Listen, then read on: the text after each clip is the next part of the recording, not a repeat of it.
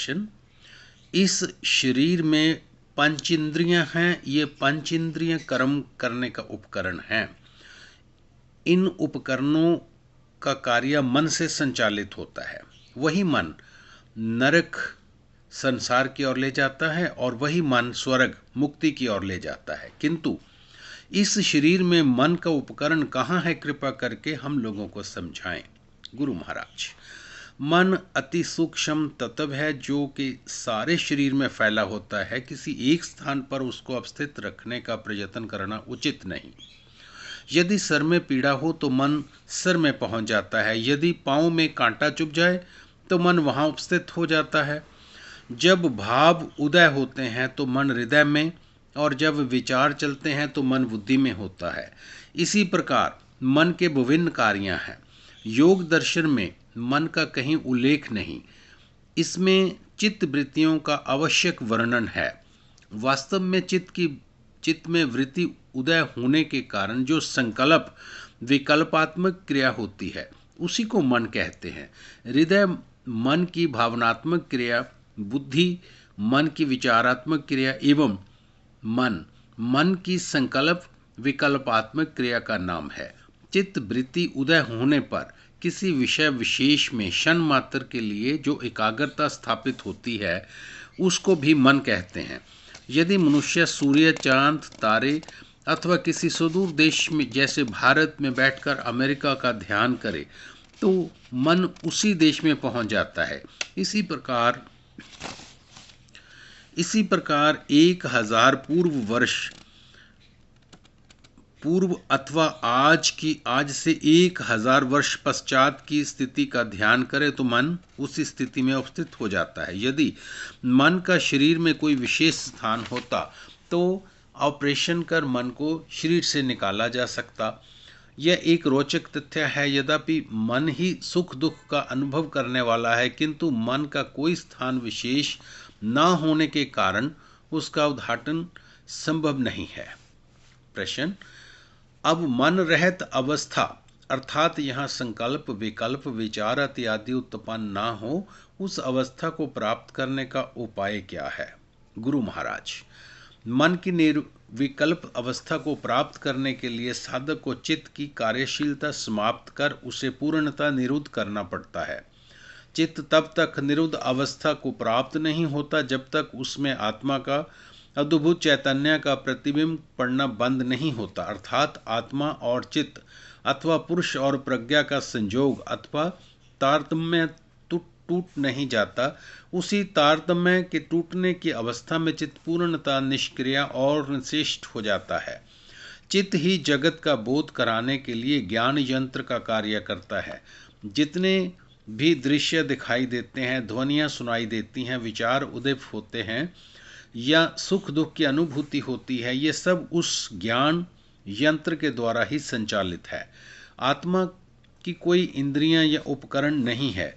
जब तक आत्मा इस यंत्र से संयुक्त नहीं होता, जीव को जगत का ज्ञान होने पर भी सुख दुख के भाव से यह अतीत नहीं होता। इसके लिए आत्मा और चित्त के संयोग का विच्छेद कर चित्त की कार्यशीलता समाप्त कर देना परम आवश्यक है।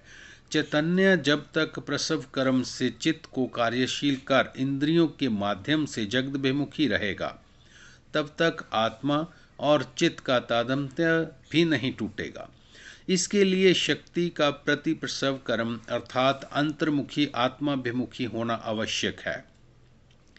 इसे प्रतिप्रसव कर्म में शक्ति के आने को ही कुंडलिनी शक्ति की जागृति या चेतना का प्रत्यक्ष चेतना अथवा अलहरणी शक्ति का जागृत होना कहा जाता है।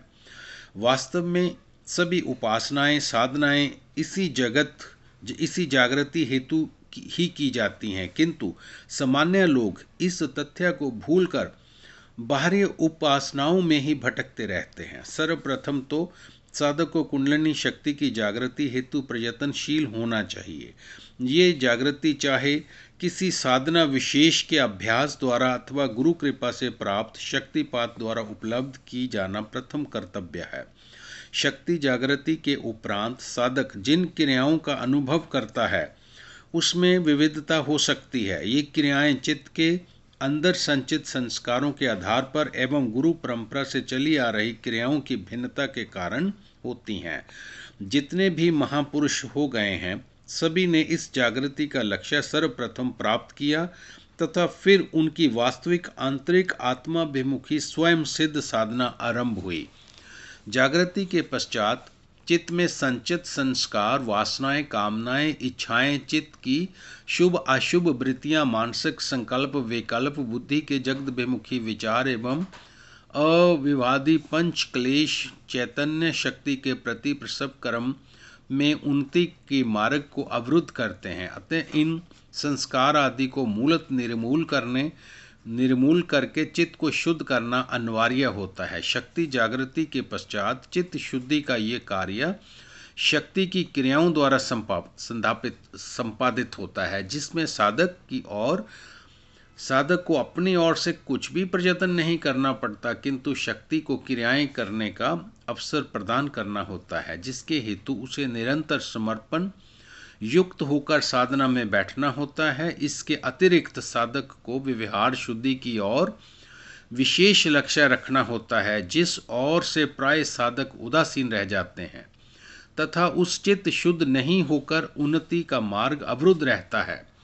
व्यवहार शुद्धि भविष्य में संस्कार संचय को रोकने हेतु अत्यंत आवश्यक है।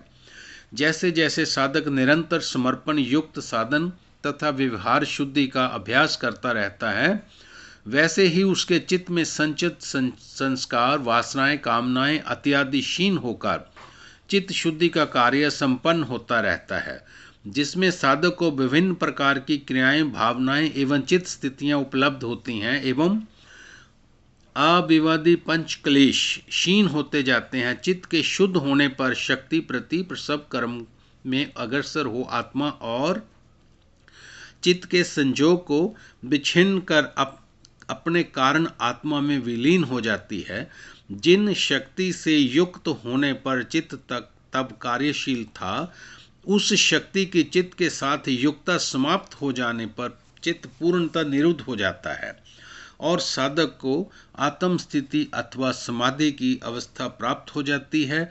जगत उसके समक्ष विलुप्त हो जाता है। चित्त में विचार, वृत्तियां, वासनाएं, कामनाएं उदय नहीं होती, वह सुख और दुख से अतीत हो जाता है। जय गुरुदेव।